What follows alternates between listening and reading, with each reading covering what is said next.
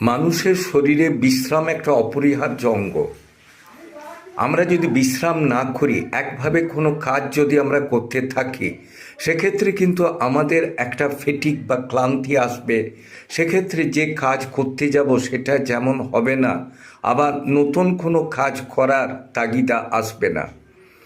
যেমন যন্ত্রপাতি চলতে থাকে, তাকে যেমন এত ঘন্টা পর এত সেকেন্ড বা এত মিনিট বিশ্রাম দেওয়া হয়, সেরকম শরীরের ক্ষেত্রেও আমরা যদি বিশ্রাম না নিই, সেক্ষেত্রে কিন্তু আমাদের শরীর কিন্তু বিগড়ে যাবে, এবং বিগড়ে যাবার ফলে সঠিক পদ্ধতিতে শরীর কাজ না করবে, এবং না করার ফলে সব কিছু কাজ ব্যাহত হবে, এবং কন্টিনিউয়াস কোনো কাজে মনঃসংযোগ না করার ফলে যে কাজ করতে যাবেন সে কাজটাই কিন্তু একটা উল্টো হয়ে বসে থাকবে। কাজেই বিশ্রাম শরীরের একটা